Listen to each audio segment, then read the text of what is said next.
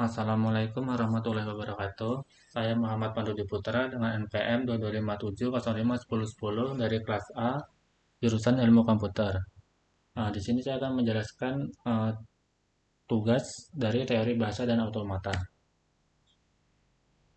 Yang pertama itu ada teori komputasi. Teori komputasi merupakan cabang ilmu komputer dan matematika yang membahas apakah dan bagaimana suatu masalah dapat dipecahkan pada model komputasi menggunakan algoritma. Teori komputasi sendiri terbagi ke dalam tiga cabang. Yang pertama adalah teori otomata, teori komputabilitas, dan teori kompleksitas komputasional. Teori otomata merupakan teori mengenai mesin-mesin abstrak dan berkaitan erat dengan teori bahasa formal. Dan ada beberapa hal yang berkaitan dengan otomata, yaitu seperti grammar. Selanjutnya yang kedua ada teori komputabilitas. Teori komputabilitas mengklasifikasikan persoalan sebagai yang dapat dipecahkan atau solvable atau persoalan yang tidak dapat dipecahkan atau unsolvable. Selanjutnya yang ketiga ada teori kompleksitas komputasional. Teori ini mengklasifikasikan masalah berdasarkan tingkat kesulitannya.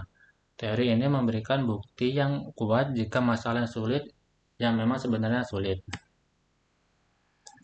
Selanjutnya ada teori bahasa. Teori bahasa merupakan suatu gagasan mendasar dalam komputasi yang menjadi tools mengenai persoalan. Gagasan dasar tersebut dimodel dengan suatu simbol-simbol yang mempresentasikan juga suatu fungsi dari komputer digital. Selanjutnya ada teori otomata. Teori otomata merupakan cabang ilmu matematika yang mempelajari mesin abstrak yang disebut otomata yang digunakan untuk mengenali suatu bahasa formal, memodelkan mesin yang dapat menerima bahasa. Teori otomata dalam bidang komputasi digunakan untuk pengenalan pola, merancang bahasa pemrograman, pemrosesan bahasa alami, dan kecerdasan buatan. Selanjutnya ada Finite State Automata atau FSA. FSA sendiri merupakan suatu model matematika dari suatu sistem yang menerima input dan menghasilkan output. FSA memiliki stage yang banyaknya berhingga dan dapat berpindah dari suatu stage ke stage lainnya berdasarkan suatu inputan, di mana perubahan stage ini dinyatakan dengan fungsi transisi. FSA tidak memiliki tempat penyimpanan sehingga kemampuan mengingatnya yang terbatas. Secara formal, FSA dinyatakan dengan 5 tupel yang dilambangkan dengan M sama dengan itu ada Q, sigma, theta, S, dan F, di mana Q sendiri merupakan himpunan stage atau kedudukan, sigma itu merupakan abjad himpunan atau inputan, theta fungsi transisi, S stage awal dengan S elemen dari Q, dan F merupakan himpunan stage akhir dengan F subset dari Q. Di sini ada contoh dari FSA yang merupakan vending machine pengecekan perinti ganjil. Di mana dari diagram tersebut dapat diperoleh dengan key atau merupakan himpunan stage, yaitu ada dua himpunan stage, yaitu ada even dan odd.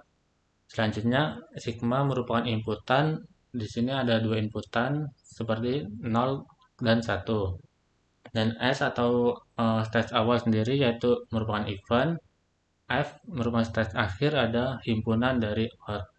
Dengan fungsi transisi input event dengan inputan 0 maka sama dengan event. Event dengan inputan 1 sama dengan odd. Odd dengan inputan 0 sama dengan odd. Dan odd dengan inputan 1 sama dengan even.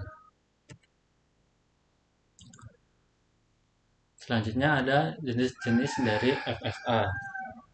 FSA atau Finite State Automata sendiri dibedakan menjadi dua jenis, yaitu ada DFA atau Deterministic Finite Automata dan NFA atau Non-Deterministic Finite Automata, di mana NFA merupakan otomata berhingga yang pasti, tetap atau tertentu, sedangkan NFA merupakan otomata berhingga yang tidak pasti. Deterministic Finite Automata atau DFA merupakan suatu stage ada tepat satu stage berikutnya untuk setiap masukan yang diterima.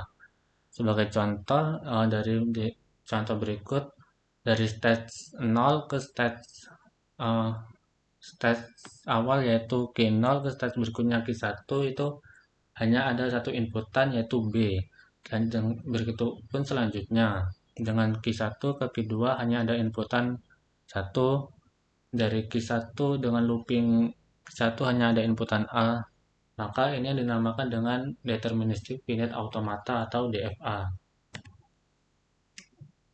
Selanjutnya ada Non-Deterministic Finite Automata atau NFA, di mana untuk setiap stage tidak selalu tepat ada satu stage berikutnya untuk setiap masukan yang diterima. Dari suatu state bisa terdapat 0,1 atau lebih busur keluar atau transisi masukan yang sama. Nah, sebagai contoh, dari stage awal yaitu S0 menuju ke stage berikutnya yaitu S1 dengan inputan A, B. Begitupun dengan stage S1 dengan loopingan uh, S1 sendiri, maka terdapat inputan A, B, di mana dalam uh, transisi transisi tersebut terdapat dua inputan yaitu A dan B. Maka ini yang dinamakan dengan FSA jenis NFA atau Non-Deterministic Finite Automata. Berikut penjelasan dari saya. Terima kasih. Wassalamualaikum warahmatullahi wabarakatuh.